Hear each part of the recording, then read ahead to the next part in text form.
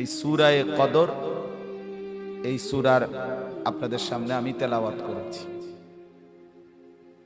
এই সূরার মধ্যে মোট 5টি আয়াত, 97 নম্বর সূরা, 30 নম্বর পারা। কোরআনুল কারীম 30টি পারা, 114টি সূরা। এই সব কিছুই 30 পারা, 114টি সূরা এবং সূরার যে নামগুলো সব কিছুই আল্লাহ তাআলার পক্ষ থেকেই নির্ধারিত।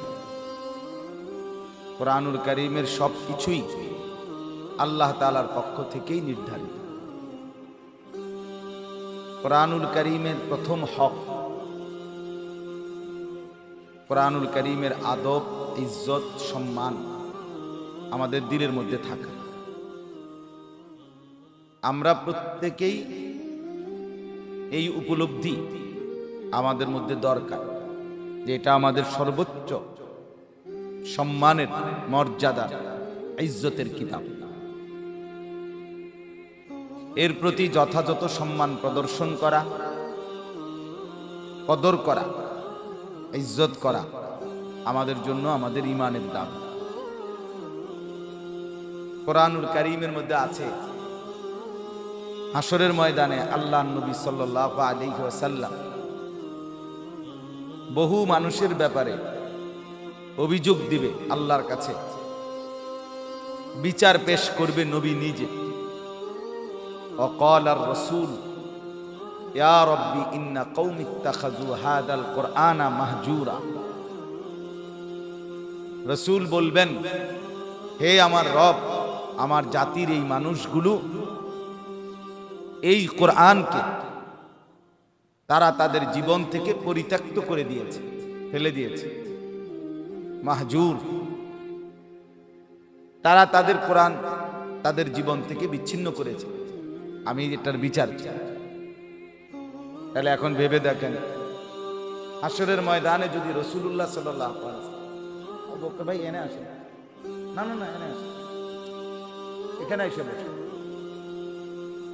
তো উলামায়ে কেরামকে আগায় দিয়েন, আপনারাই আগায় দিন, সামনে বসার সুযোগ করে দিবেন।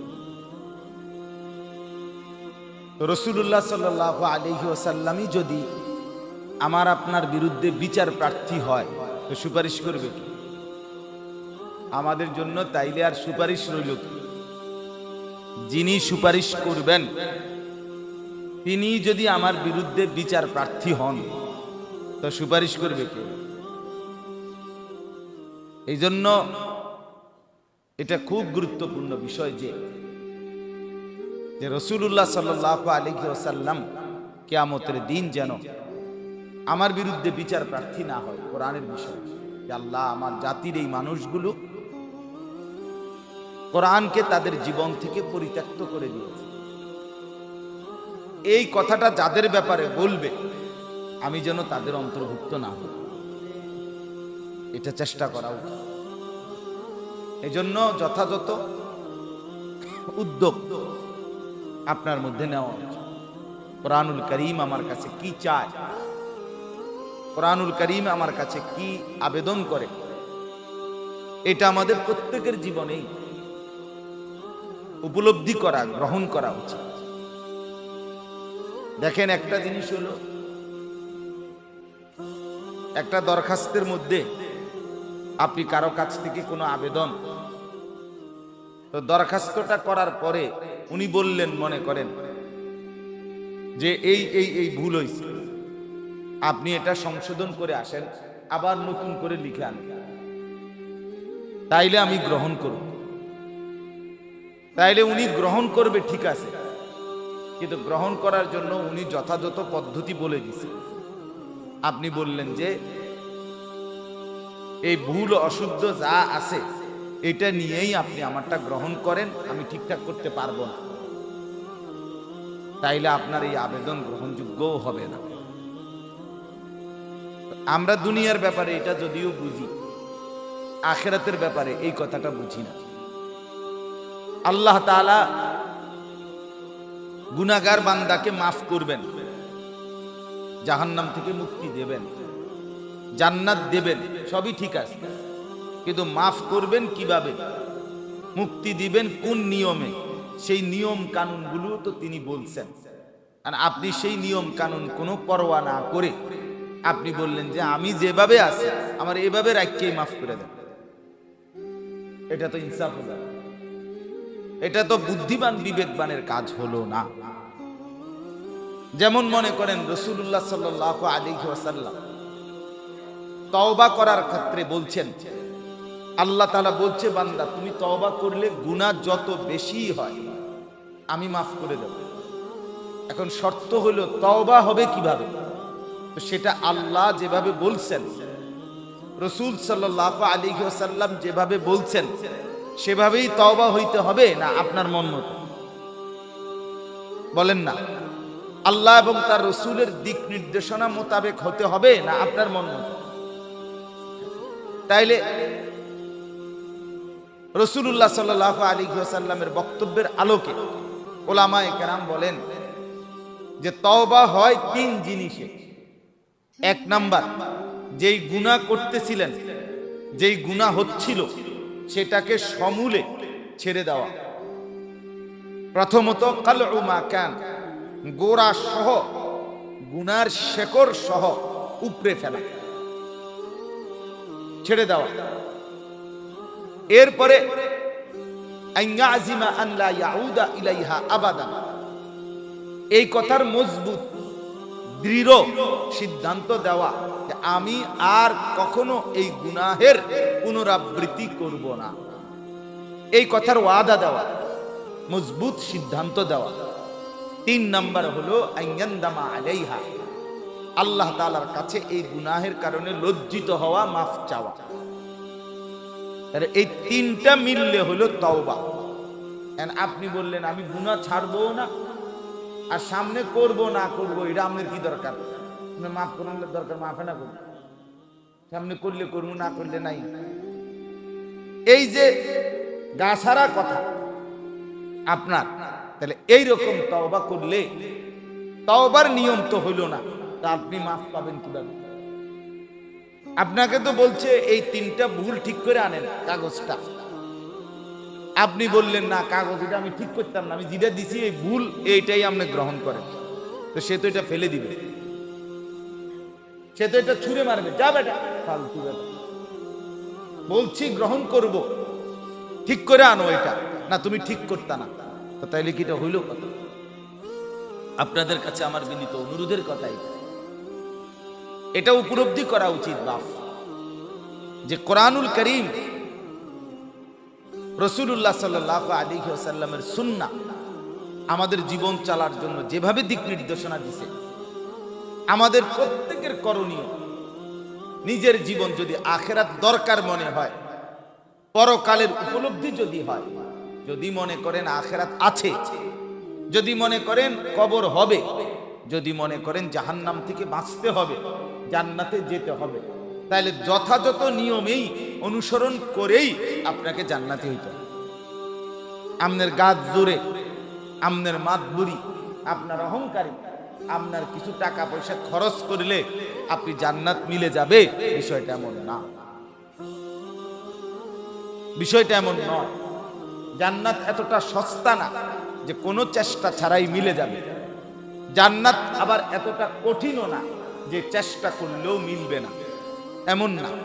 চেষ্টা করলে মিলবে, আবার বিনা চেষ্টায় মিলবে, খামখেয়ালিতে মিলবে না, গাফলতে মিলবে না, তুচ্ছ তাচ্ছিল্য করলে, অবজ্ঞা করলে, বিষয়টাকে সাধারণ মনে করলে, যারে আল্লাহ ভরসা, আল্লাহ মাফ করে দিবে, হ্যাঁ মাফ করে দিবে আল্লাহ, কিন্তু মাফ করার যেই নিয়ম তিনি বলছেন সেই নিয়ম অনুসরণ করতে হবে।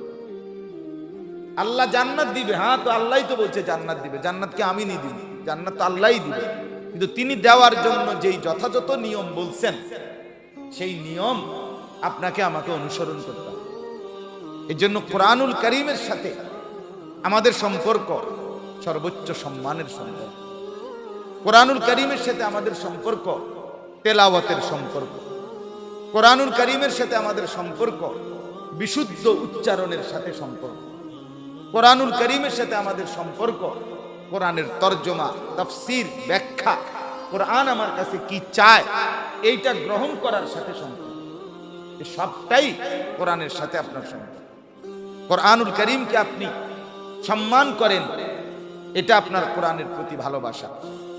কোরআনুল কারীমকে আপনি নিয়মিত তেলাওয়াত করেন, এটা কোরআনুল কারীমের প্রতি আপনার ভালোবাসা। কোরআনুল কারীমকে শুদ্ধ সঠিক উচ্চারণ করেন, এটা কোরআনের প্রতি আপনার ভালোবাসা। কোরআনুল কারীমের অর্থ বুঝতে আপনি চেষ্টা করেন, কোরআনুল কারীমের তাফসীর, ব্যাখ্যা এবং সেই আলোকে নিজের জীবন গঠন পরিচালনা, এটা আপনি চেষ্টা করেন, ধীরে ধীরে আগাইতেছেন, আন্তরিকতা আছে, তাইলেই বোঝা গেল কোরআনের প্রতি আপনার কদর আছে। আমি আপনার গত 1 বছর আগে মক্কা শরীফ, হারাম শরীফ, আমাদের বাংলাদেশের কুমিল্লার একজন অ্যাডভোকেট সাহেব, উনি আমার শায়েখের অত্যন্ত ঘনিষ্ঠ, অ্যাডভোকেট এনাম ওনার নাম। তো আমার শায়েখ আল্লামা মুফতি মুশতাকুন নবী কাসিমি হুজুরের খুব স্নেহভাজন, প্রিয়ভাজন মানুষ। তো উনি গত 2 বছর আগে ওনার আমি দেখছি, উনি কোরআনুল কারীম শুদ্ধ করার চেষ্টা করে অল্প অল্প শিখছে এবং কোরআন শরীফ খুব কষ্ট করে ভাঙ্গা ভাঙ্গা অক্ষর অক্ষর একটু একটু করে হারাম শরীফে, মক্কা শরীফে পড়তেছে। পড়তো, আমি দেখতাম, আমরাও যখন তেলাওয়াত করতাম উনিও পড়তেন। এই বছর উনি এইবারের উমরাতেও আমাদের সাথে ছিল একসাথে। গত শনিবার আমি আসছি উমরা থেকে। তো এইবারও উনি যখনই মক্কা শরীফ, ওনার সাথে আমার দেখা হওয়ার পরেই উনি আমারে বলতেছে, হুজুর আমার কোরআন শরীফ আগের চাইতে আরো সুন্দর হয়েছে, শুদ্ধ হয়েছে। প্রথমে উনি আমার এই কথাটা 1 ঘন্টা আগেও, 1 মিনিট আগেও, বাপ, শয়তানকে কেউ শয়তান বলে নাই, আল্লাহও বলে নাই। এর আগে তো তার পরিচয় ছিল সে ফেরেশতাদের শিক্ষক ছিল, কিন্তু যখন সে সেজদা করে নাই, একটা কি করে নাই, এই যেদিন থেকে, যেই মিনিট থেকে সেজদা করে নাই, কসম আল্লাহর, এরপর থেকেই তার পরিচয় হয়েছে শয়তান। এর আগে তারা শয়তান কইতো, শয়তান কয় কখন থেকে, সেজদা যখন ছেড়ে দিল। তাহলে যে সেজদা দেয় না সে শয়তান। শয়তান বেটা, বেটা তুমি শয়তান, শয়তান তুমি, শয়তান তুমি, ইবলিস তুমি, মরদুদ তুমি, বলউন তুমি, রাজিম তুমি, অভিশপ্ত তুমি, লানতের যোগ্য তুমি, ঘৃণিত, পরিত্যক্ত, তোমার উপরে কুল মাখলুকাতের লানত, অভিশাপ, অভিশাপ। এজন্য আজকে যে ছেলেরা বসছেন, বাবারা বসছেন, পর্দার আড়ালের মায়েরা, বোনেরা বসছেন, যে শুনছেন আমার কথা, আল্লাহর দিকে ডাকলাম, আল্লাহর দিকে ফিরাবার চেষ্টা করলাম আপনাদেরকে। সেজদা করেন, আল্লাহর দিকে ফিরে আসেন। বাবা জানেন না, নবী সাল্লাল্লাহু আলাইহি সাল্লাম বলছে, বান্দা যখন সেজদা করে আল্লাহ তাআলা সবচেয়ে বান্দাকে কাছে টেনে নেন। আকরাবু মা ইয়াকুনুল আবদু মির রাব্বিহি ওয়া হুয়া সাজিদ। নবীজি বলছে, বান্দা আল্লাহর সবচেয়ে ঘনিষ্ঠ হয় যখন সে সেজদা করে। আমার শায়েখ বলে, আল্লামা মুফতি মুশতাকুন নবী সাহেব হুজুর বলে, বান্দা যখন সেজদা করে আল্লাহ তখন পিঠে মাথায় হাত বুলায় দেয়, আল্লাহ আদর করে। আনিস আসছো না, আমার সেজদা দিলা না, মাশাআল্লাহ, হ্যাঁ মাথা উঠাও, বসো। তো বলো তো আর কিছু বলবানি? তো বান্দা বলে, আত্তাহিয়াতু লিল্লাহি ওয়াস সালাওয়াতু ওয়াত তাইয়্যিবাত। আল্লাহ বলে, আচ্ছা আমার প্রশংসা করলা না, খুশি হইলাম, আর কিছু বলবা? তো এবার বান্দা বলে, আল্লাহুম্মা সাল্লি আলা মুহাম্মদ ওয়া আলা আলি মুহাম্মদ, এই দুরূদ শরীফটা পড়ে। তা আল্লাহ বলে, আমার বন্ধুর উপরে দুরূদ পড়লাম, আচ্ছা খুশি হইলাম, আর কিছু বলবা? তো এবার বান্দা বলে, আল্লাহ আমি সেজদা দিয়ে আপনার কাছে আসছি, একটা বিশেষ উদ্দেশ্যে, নামাজের মাধ্যমে আপনার ঘনিষ্ঠ হলাম, একটা বিশেষ টার্গেট আছে আমার। আল্লাহ বলেন বলো কি সেটা? তো বান্দা বলে আল্লাহুম্মা ইন্নী যালামতু নাফসি যুলমান কাসীরা। এই মাওলা, আমি বড় নাফরমান মাওলা, আমার গুনাহ অনেক বেশি, আর আমি জানি আপনি ছাড়া কেউ মাফ করার নাই। ওয়ালা ইয়াগফিরুয যুনুবা ইল্লা আনতা, আপনি ছাড়া মাফ করার কেউ নাই। এজন্য আল্লাহ নামাজের মাধ্যমে সেজদা দিয়ে আপনার এতটা কাছে আসলাম মাওলা, এখন আপনার কাছে ফরিয়াদ করছি, ফাগফিরলি মাগফিরাতাম মিন ইনদিক, আপনি দয়া করে আমি নাফরমানকে একটু মাগফিরাত দিয়ে দেন, দেন আমার একটু মাফ করে দেন। ওয়ারহামনি, আমারে একটু দয়া করেন। ইন্নাকা আনতাল গফুরুর রহিম, আপনি হচ্ছেন মাফ করে নেওয়ালা, আপনি হচ্ছেন দয়া করে নেওয়ালা। আল্লাহ তখন বলবে বান্দা, এতটা কাছে এনে মাথায় পিঠে হাত বুলিয়ে তুমি বান্দা আমার কাছে মাগফিরাত চাইলা। দুনিয়ার কোন দানশীল ব্যক্তিও তো তার দরজায় দাঁড়িয়ে কেউ যদি চায় তাকে ফিরায় না, আর আমার মতো এত বড় আরহামুর রাহিমিন এত কাছে আইনা বান্দা ফেরত দেব কেমনে? যাও মাফ করে দিলাম, মাফ করে দিলাম। এজন্য আল্লাহর নবী বলেন 5 ওয়াক্ত নামাজ পড়লে বান্দা যেন তার পুরা 24 ঘন্টার গুনাহ মাফ করে নিল। ফাকাযালিকা মাসালুস সালাওয়াতিল খামস ইয়ামহুল্লাহু বিহিন্নাল খাতায়া। আল্লাহর নবী বলেন 5 ওয়াক্ত নামাজের উদাহরণ এমনই, এর দ্বারা আল্লাহ সব গুনাহ মোচন করে দেন। এজন্য আমি যেই আয়াতখানি পড়েছি, এই আয়াত কোরআনুল কারীমের 41 নম্বর সূরা, সূরা হামিম আস-সাজদা 24 নম্বর পারা। আল্লাহ বলেন ওয়ামান আহসানু কাওলাম মিম্মান দাআ ইলাল্লাহ, আল্লাহ বলে সেই মানুষটাই সবচেয়ে উত্তম যে মানুষদেরকে আমি আল্লাহর দিকে ডাকে। আল্লাহর দিকে যে ডাকে, মানুষকে বন্দিগির দিকে যে ডাকে, মানুষকে আখিরাতের দিকে যে ডাকে, মানুষকে কবরের কথা যে মনে করায় দেয়, আল্লাহ বলেন সেই হচ্ছে সর্বোত্তম মানুষ। সুবহানাল্লাহ। এজন্য বন্ধু, একজন আরেকজনকে আল্লাহর দিকে ডাকেন, আল্লাহর দিকে ডাকেন। বাবা আপনি ছেলেকে আল্লাহর কথা বলেন, মা আপনি সন্তানকে আখিরাতের কথা বলেন, চোখের পানি ফেলে বলেন বাপ আমার, ছেলে আমার যদি মা আল্লাহকে সেজদা না দাও তাইলে তো বাবা তুমিও জাহান্নামী, আমিও তো জাহান্নামী, আমরা দুইজনই তো আটকায় যাব।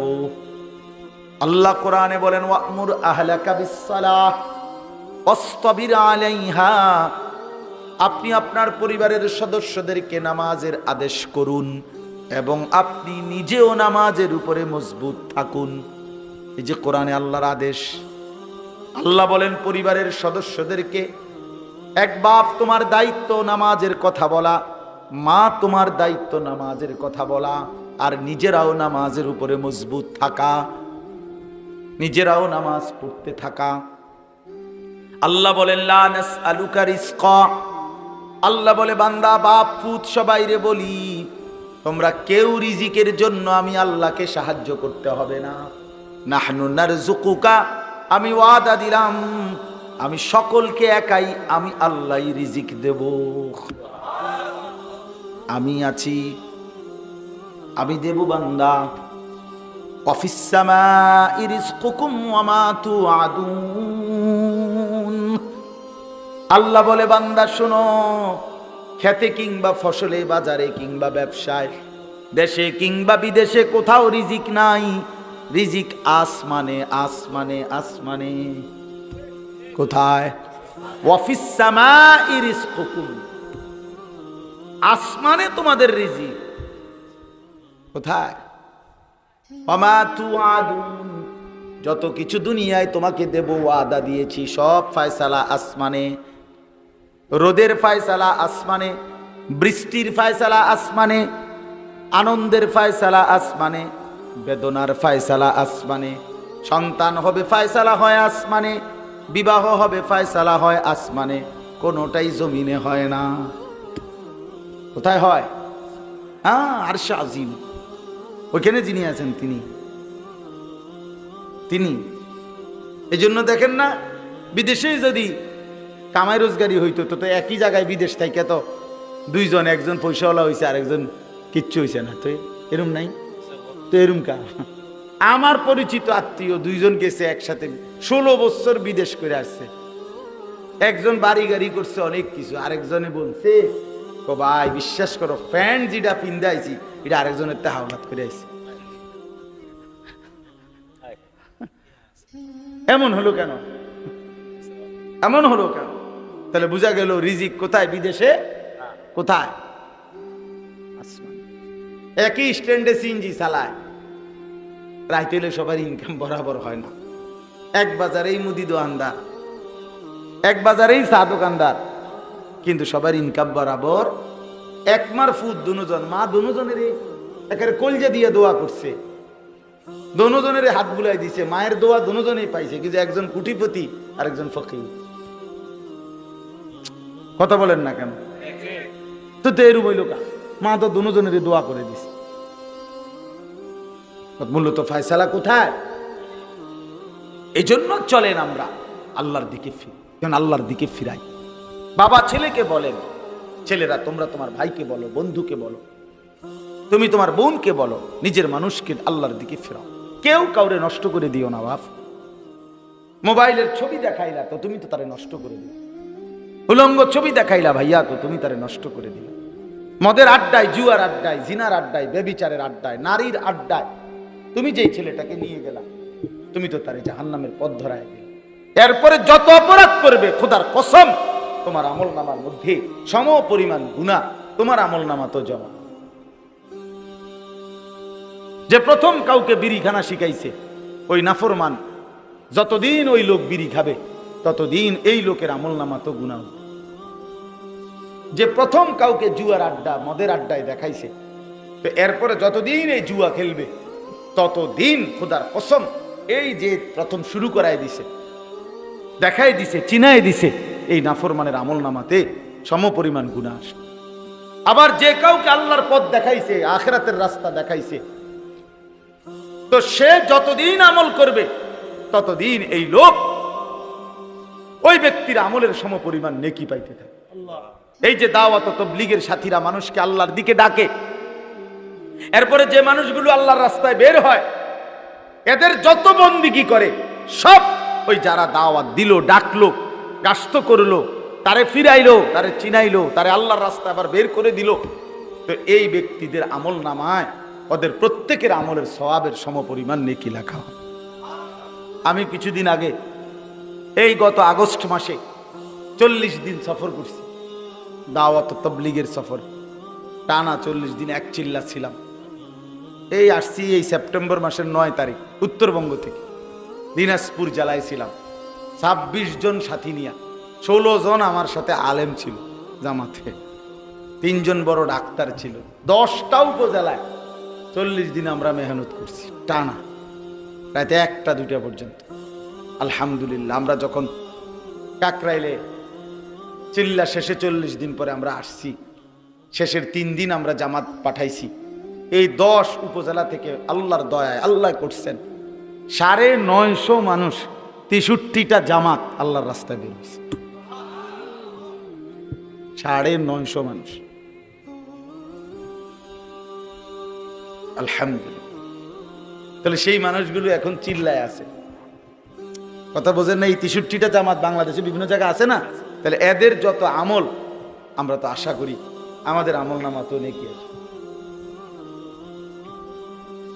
ওয়ামান আহসানু কাওলাম মিম্মান দাআ ইলাল্লাহ, আল্লাহ বলেন সে উত্তম যে মানুষকে আল্লাহর দিকে ডাকে, ওয়া আমিলা সালিহান এবং সবগুলো নেক আমল করতে থাকে। আল্লাহর হুকুম মানতে থাকে, ওয়াকালা ইন্নানি মিনাল মুসলিমিন, এবং যে হিম্মতের সাথে সর্বাবস্থায় এই পরিচয় দেয় গর্ব করে যে আমি মুসলমানদের একজন, আল্লাহ বলে সে উত্তম মানুষ। এই তিনটি গুণ যার মধ্যে আছে, মানুষকে আল্লাহর দিকে ডাকে, নেক আমল করতে থাকে, আর সর্বাবস্থায় নিজেকে মুসলমান পরিচয় দেয়, আল্লাহ বলে সে আহসান, সর্বোত্তম মানুষ। সে লজ্জাবোধ করে না, বরং সর্বাবস্থায় তার গর্ব যে আমি মুসলমান, আমি মুসলমান, আমি চুরি করব না, কেন? আমি মুসলমান। আমি মিথ্যা বলবো না, আমি মুসলমান। আমি ওজনে কম দেব না বেটা, আমি মুসলমান। আমি দাড়ি কাটবো না, আমি মুসলমান। আমি বেনামাজি থাকবো না, আমি মুসলমান। আমি পরের বোনের প্রতি, অন্যের নারীর প্রতি নজর দেব না, কারণ আমি মুসলমান। এতটুকু আত্মসম্মান পরিচয় যার আছে, আল্লাহ বলে সে সর্বোত্তম মানুষ, আহসান। আর আমি আল্লাহ ওয়াদা দিলাম, ওয়ালা নাজজিয়ান্নাহুম আজরাহুম বিআহসানি মা কানু ইয়ামালুন, এমন বান্দাকে আমি আল্লাহ আসরের ময়দানে বিনিময় দেব, সর্বোত্তম বিনিময়, আহসান বিনিময়। আল্লাহ বলে খুশি করে দেব তোরে বান্দা। ফালা তা'লামু নাফসুম মা উখফিয়া লাহুম মিন কুররাতি আ'য়ুন, আল্লাহ বলে বান্দা তোরে এমন সুন্দর জান্নাত দেখাবো, যে জান্নাতের দিকে তাকাইলে তোর চোখ ঠান্ডা হয়ে, কলজা ঠান্ডা। হ্যাঁ,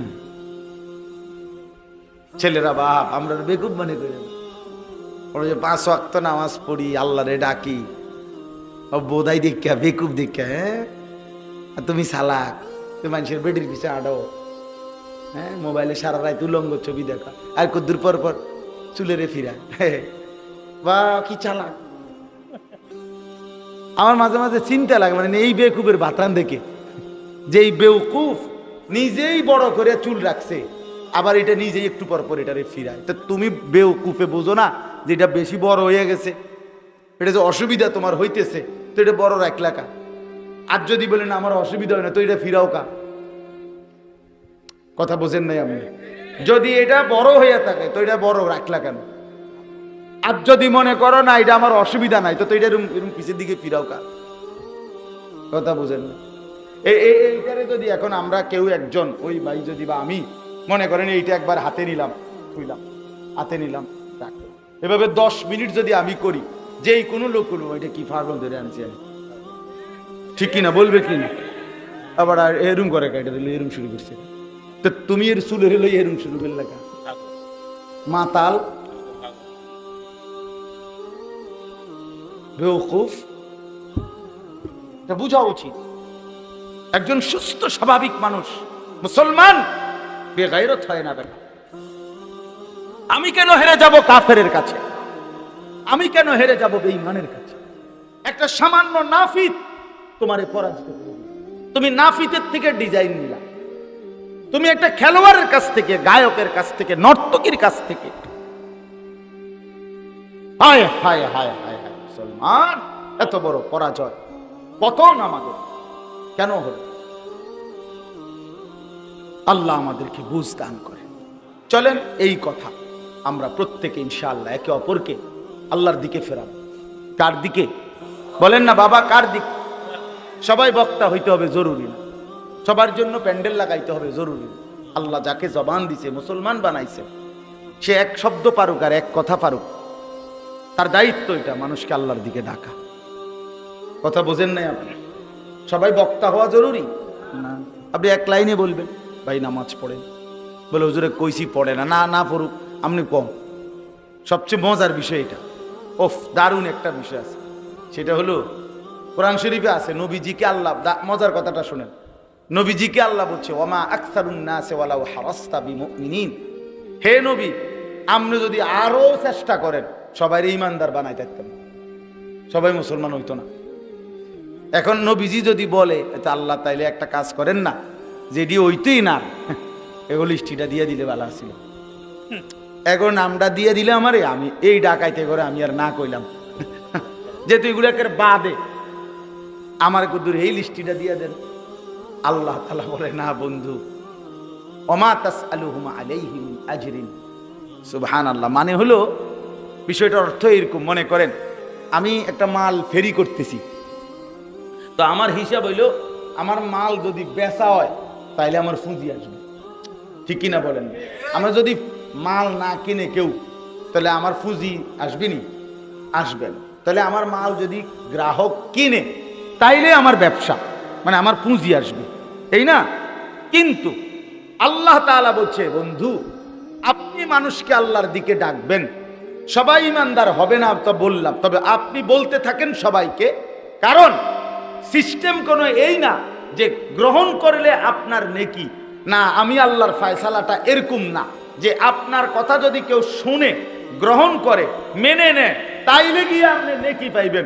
আল্লাহ বলে, না বন্ধু, এইটার সিস্টেম না আমার সিস্টেম হইল আপনি বলতে থাকবেন, কেউ গ্রহণ করুক না করুক সেটা আমার ফয়সালা, আপনারে যেই নেকি দেওয়ার এটা আমি দিতেই থাকমু, দিতেই থাকমু, দিতেই থাকমু। এইটা হলো মজার, বুঝেন নাই কথা? আমার লাভ হইতেই থাকবে, আমার মাল বেচানো, কোনো কাস্টমারে নিল না মনে করে, কিন্তু আমার পুঁজি আসবে, ব্যবসা আসবে। এই জন্য আল্লাহর কথা বললেই লাভ। কথাটা বুঝছেননি আপনি? আপনি যদি বলেন 10 বছর ফুলাডারে বুঝাইছি হুজুর, তে নামাজ পড়েন, আপনি 11 বছর পর, 12 বছর, 100 বছর বলেন। নূহ আলাইহিস সালাম তো 950 বছর বলছে, কথা কয় না কেন? 950 বছর। আচ্ছা, তাহলে সর্বোচ্চ মানুষকে আল্লাহর দিকে ডাকার উদাহরণ সর্বোচ্চ কত বছর আছে? 950 বছর। কথা বোঝেন নাই? তাহলে আপনি থামলে 950 পরে যদি আপনি টাইম ওভার হয় তাহলে হয়তো থামবে,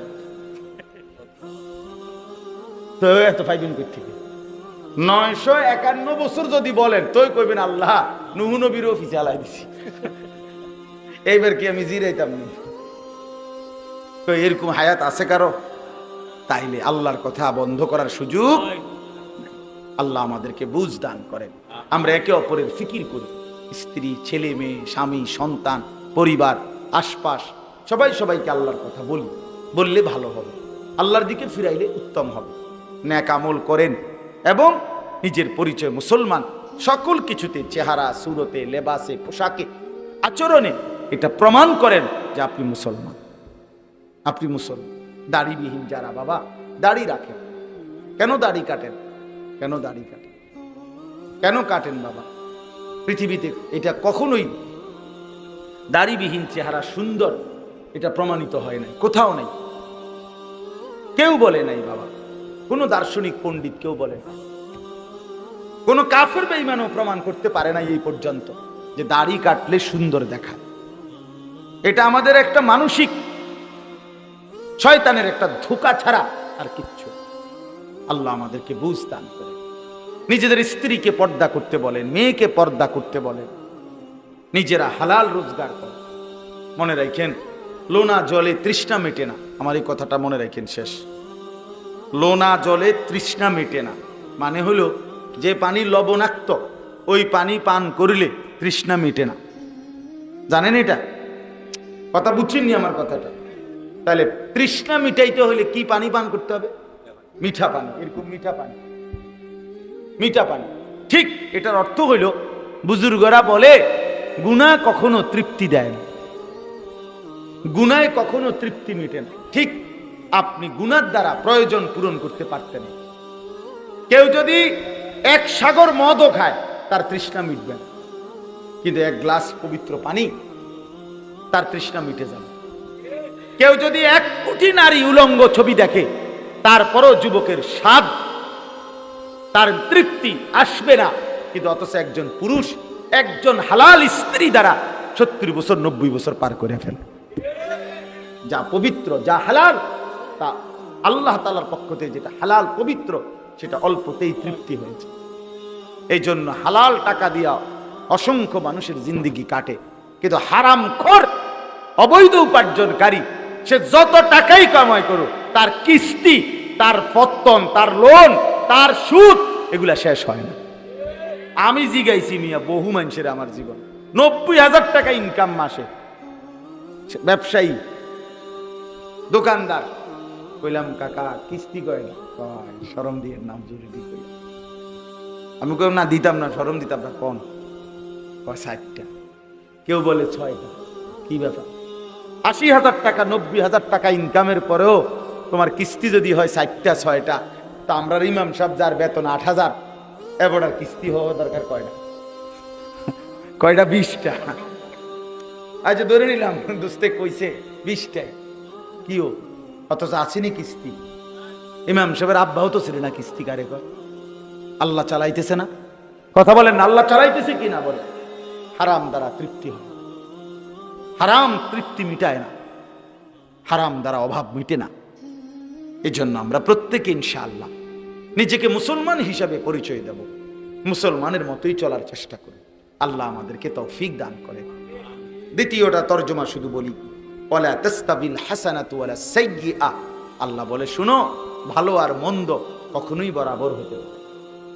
ইদফা বিল্লাতি হিয়া আহসান। আল্লাহ তাআলা বলেন যা উত্তম, যা সবচেয়ে সুন্দর, তা দ্বারাই তুমি তোমার প্রতিপক্ষকে প্রতিরোধ করো। অর্থাৎ মুসলমান হিসাবে তুমি উত্তম আখলাক। ফাইদাল্লাযী বাইনাকা ওয়া বাইনাহু আদাওয়াতুন কাআন্নাহু ওয়ালিয়্যুন হামীম। তাহলে দেখবে যে তোমার সাথে শত্রু, তোমার উত্তম আচরণের দ্বারা সেও হয়ে যাবে তোমার ঘনিষ্ঠ বন্ধু। ওমা ইউলাক্কাহা ইল্লাল্লাযীনা সাবারু। আল্লাহ বলেন এমন উত্তম মানুষ হতে পারে যারা অর্জন হবে করবে তারা, যারা সবর করে, যারা সব অবস্থায় ধৈর্য ধারণ করে। ওমা ইউলাক্কাহা ইল্লা যু হাযযিন আযীম। যারা অনেক বড় সৌভাগ্যের অধিকারী, তারা আহসান সর্বোত্তম মানুষে রূপান্তরিত হতে পারে। আল্লাহ আমাদেরকে উত্তম কিসমত, খুশ কিসমত দান করেন। আল্লাহ আমাদের প্রত্যেককে নিজের কলিজার ভিতরে ঈমান, আমল, আখিরাতের ফিকির দান করেন। বলেন আমিন। যুবক ছেলেরা, আবারও বললাম অনেক রাত হইছে, আমি আবার এই রাতে ঢাকা ফিরতে হবে, কালকে আমার জুমা। এই জন্য আসলে আজকে অনেক বৃষ্টি বাদলের কারণে আসতে আমারও কষ্ট হয়েছে। অনেক রাস্তা, 3-4 রকমের রাস্তা বদলাইতে হয়েছে। মানে জ্যাম, কোথাও ট্রাক উল্টাইয়া গেছে, আবার ফিরে গেছি, আবার নবীনগর দিয়ে আসছি, বহুত সদর বদর করে রাস্তার অবস্থা। ওই দিক দিয়ে আইসি আখাউড়া দিয়া, ওই দিকে চান্দুরা কাছে আছে, ব্রিজ ভাঙ্গা কি, আবার আরেক দিকে ঘুরছি, মানে বহুত এলোমেলো অবস্থা। যাই হোক, এরপরও আপনারা বসছেন, কষ্ট করছেন, আমরা দোয়া করি। ছেলেরা অনেক ফিকির করছে মাহফিলটার লাগে, আমার জন্য অনেক আবদার করছে। আমি বলছিলাম না করতে, যে এই বৃষ্টি বাদলে কষ্ট হয়ে যাবে, কয় যে না হুজুর, আমরা যেমনে পারি করুন। আসলে হিম্মত করছে আল্লাহ তাআলা। এই নওজোয়ান যারা এই মেহনতটা করলো, আল্লাহ তাদেরকে উত্তম বিনিময় দান করে। আপনারা যারা বাবা, চাচা, মুরব্বী বসছেন, আল্লাহ আপনাদেরকে কবুল করে নেন। ছেলেরা, বাবারা, সবাই অনুরোধ করি, ভাইয়া কারো কথা যদি মনে নাও পড়ে, কমপক্ষে নিজের ভালো করো। নিজেরে তো মনে রাখো যে তুমি তো মরবা, তুমি তো মরবা। এজন্য দয়া করে প্রত্যেকটা ছেলের কাছে অনুরোধ রইল, বাবা নিজের ভালোর জন্য নিজেরে কমপক্ষে জাহান্নাম থেকে বাঁচাও, আগুন থেকে বাঁচাও। এতটুকু ভাইবা আল্লাহকে সেজদা করো, নামাজ পড়ো, নিজের আখলাক ভালো করো। চারদিকে চুলগুলো স্বাভাবিক, চতুর্দিকে সমান করে মুসলমানের মতো চুল রাখো। মোবাইল প্রয়োজন ছাড়া ব্যবহার না করো, চেষ্টা করলেই হবে, চেষ্টা করলেই হবে। আমি এক সময় কাঁচা লবণ দিয়ে ভাত খাইতাম। হজ্জের মধ্যে আমার শায়েখ আল্লামা মুফতি মুশতাকুর নবী সাহেবের রোমে ছিলাম। তো হুজুরে আমার বোঝা এক লোকমা ভাতের মধ্যে যদি নুন দেন, হ্যাঁ অবস্থা খারাপ। তো হুজুরের সাথে এক সফর 40 দিন। তো এই সময় লবণ ছাড়া খাইতে খাইতে এখন আমার কোনো অসুবিধা হয় না।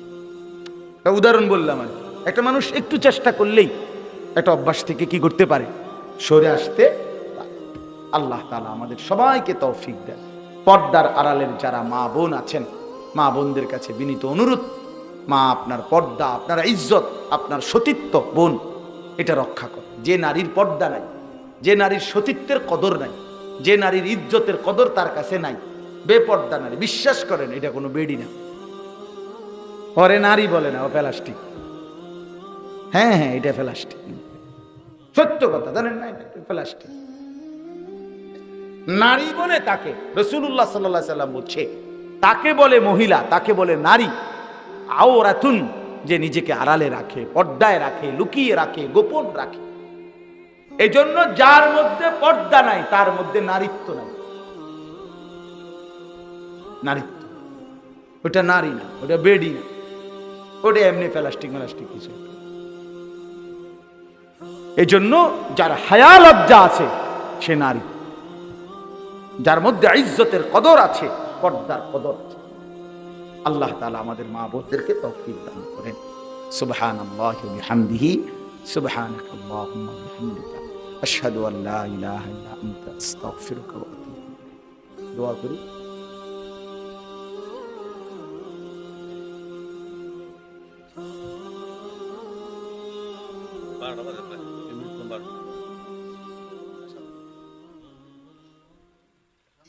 বলে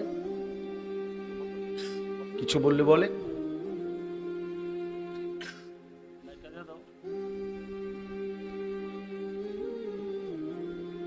ঠিক আছে, শুধু দোয়া চাও, বলে ভাই আমাদের জন্য দোয়া করি, খালাস।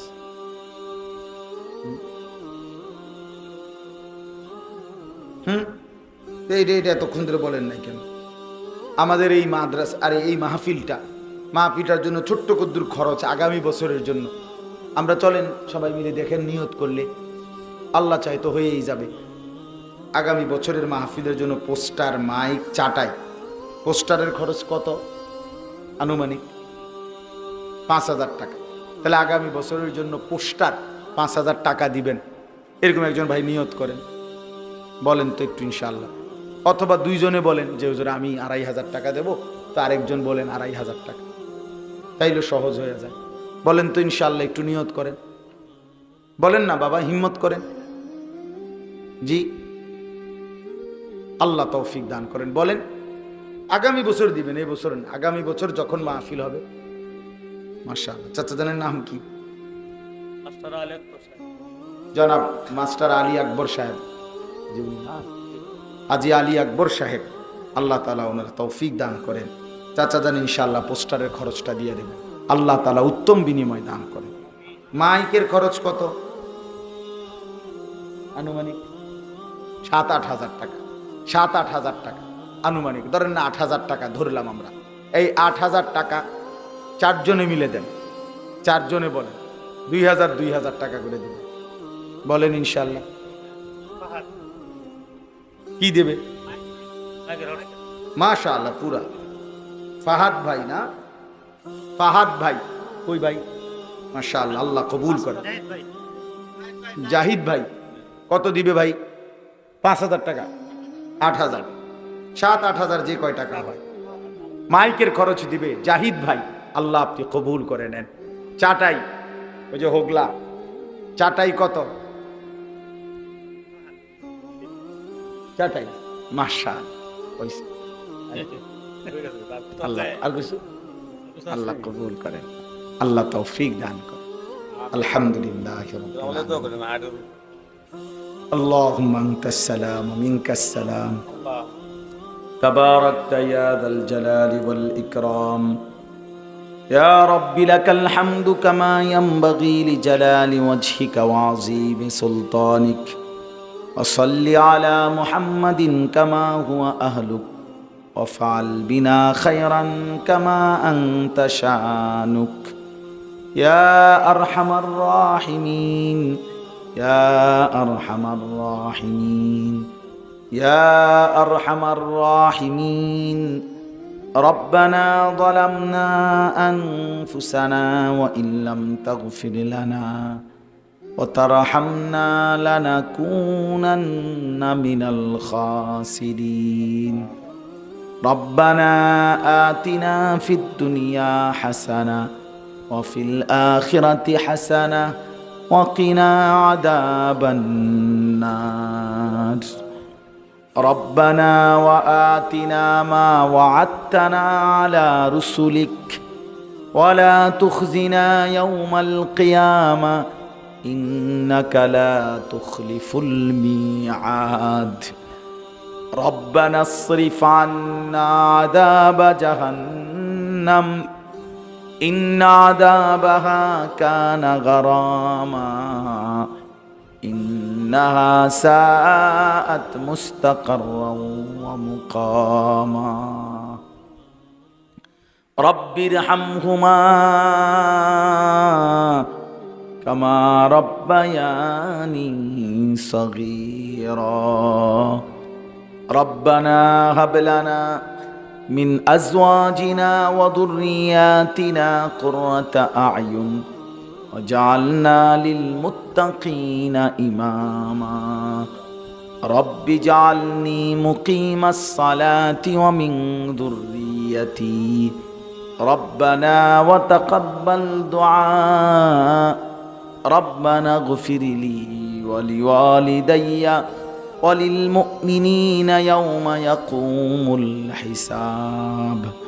মাওলায়ে করিম আপনি মাফ করে দেন, রব্বে করিম আপনি মাফ করে দেন, মেহেরবান মাওলা আপনি মাফ করে দেন। রাত অনেক গভীর মাওলা, সারা পৃথিবীর কোটি কোটি মানুষ ঘুমিয়ে গেছে, আমরা অল্প কয়েকজন নাফরমান গোলাম এখনো ঘুমাই নাই মাওলা। গুনাহ অনেক বেশি মাওলা, নাফরমানি অনেক বেশি মাওলা, এজন্য ঘুম যেতেই ভয় হয়, চোখ বন্ধ করতেই ভয় হয়। ঘুম যদি আর না ভাঙ্গে, চোখ যদি আর না মেলে মাওলা, এত গুনাহ নিয়ে কবরে যাব কেমনে, হাসরের ময়দানে দাঁড়াবো কেমনে।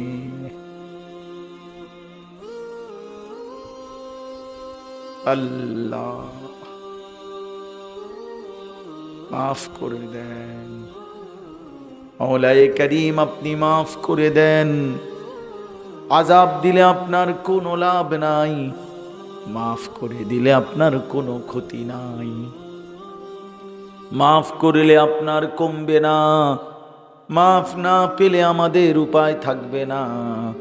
আপনি মাফ করে দেন, মাকে মাফ করে দেন, বাবাকে মাফ করে দেন, দাদা দাদি নানা নানিকে মাফ করে দেন, চাচা মামা ফুফা খালুকে মাফ করে দেন, চাচি মামি ফুফি খালাকে মাফ করে দেন, বিবিকে মাফ করে দেন, ছেলে মেয়েদেরকে মাফ করে দেন, ভাই বোনদেরকে মাফ করে দেন, পাড়া পড়শিকে মাফ করে দেন, বন্ধু স্বজনদেরকে মাফ করে দেন, সমস্ত কবরবাসীদেরকে মাফ করে দেন। কিয়ামত পর্যন্ত কবরের আযাব মাফ করে দেন, কবরগুলোকে জান্নাতের টুকরা বানিয়ে দেন। আমরা যারা বেঁচে আছি আমাদের জিন্দেগি সুন্দর করে দেন, হায়াত কাজে লাগাবার তৌফিক দেন, আখিরাতের পুঁজি কামাই করবার তৌফিক দেন। আল্লাহ সেজদাওয়ালা কপাল বানান, কাঁদনেওয়ালা চোখ বানিয়ে দেন, জিকিরওয়ালা জবান বানিয়ে দেন, মোহব্বতওয়ালা দিল বানিয়ে দেন, সুন্নতওয়ালা জিন্দেগি বানিয়ে দেন। মাওলা যুবক ছেলেগুলোকে নামাজি বানিয়ে দেন। আল্লাহ রাত গভীরে ছেলেগুলো আপনার কাছেই হাত উঠাইছে, পরারে ফিরাইয়া দিয়েন না, বঞ্চিত করিয়েন না, দুশ্মনের খপ্পরে ছেড়ে দিয়েন না, নাফরমানির রাস্তায় চলতে দিয়েন না মাওলা। আপনি দিলের মালিক, আপনি বদলে দেন, আপনি হেদায়েতের মালিক, আপনি হেদায়েত দিয়ে দেন। আল্লাহ বাবা চাচা মুরব্বীদেরকে আরো বেশি নেক আমলের তৌফিক দেন, মা বোনদেরকে পর্দা পুশিদা দান করেন। আল্লাহ চাচা যান অসুস্থ, হার্টের রোগী, আল্লাহ দোয়া চেয়েছেন, আল্লাহ শিফায়ে কামেলা আজেলা দান করেন। আরো যে যতভাবে অসুস্থ মাওলা প্রত্যেককে সুস্থতার হায়াত দান করেন। আল্লাহ আল্লাহ আপনি মাফ করে দেন, প্রত্যেকের নেক মাকসাদ পূরণ করে দেন, কামাই রুজিতে হালাল বরকত দেন। প্রবাসে বিদেশে যারা সহি সালামতে নিরাপদে রাখেন, আল্লাহ আমার গোটা দেশকে আপনি নিরাপদ করে দেন, আমার দেশের উপরে খায়ের ও বরকত নাজিল করেন। আল্লাহ রাত গভীরে ফরিয়াদ করি, আল্লাহ আমরা ইনসাফগার ন্যায়পরায়ণ শাসক চাই মাওলা। ইমামে আদেল চাই, ইমামে আদেল চাই মাওলা। আর কোন জালেম যেন আমাদের উপরে না চাপে, আর কোন জুলুমের শিকার যেন না হই। আল্লাহ আমার দেশের প্রতি ইঞ্চি জমিনে ইসলামকেই বিজয়ী করে দেন, কোরআনকেই বিজয়ী করে দেন। আল্লাহ গোটা দেশ আপনি রহম করম করেন, সারা পৃথিবীর মজলুম মুসলমানকে রেহাই দেন। ফিলিস্তিন গাজার মুসলমানকে বাঁচান আল্লাহ, ফিলিস্তিন গাজার মুসলমানকে বাঁচান মাওলা। সারা পৃথিবীর মজলুমদেরকে বাঁচান। রব্বির হামহুমা কামা রব্বায়ানি সগীরা। আয় আল্লাহ এই মাহফিল খানা কবুল করেন। হিলফুল ফুজুল এই যুবকদেরকে আল্লাহ এই সংগঠনকে আপনি কবুল করে নেন। আগামী দিনে ওই এই মাহফিল চালু রাখবার তৌফিক দেন আল্লাহ। মাহফিলকে সাজাতে গিয়ে যে যেটুকু সহযোগিতা করেছে, আগামী বছরের জন্য করবে ওয়াদা করেছে, আল্লাহ আপনি প্রত্যেককে উত্তম বিনিময় দান করেন। ওদের জিন্দেগি বদলে দেন, আখিরাত বদলে দেন। রব্বির হামহুমা কামা রব্বায়ানি সগীরা। সুবহানা রব্বিকা রব্বিল ইজ্জাতি আম্মা ইয়াসিফুন ওয়া সালামুন আলাল মুরসালিন ওয়ালহামদুলিল্লাহি রাব্বিল আলামিন।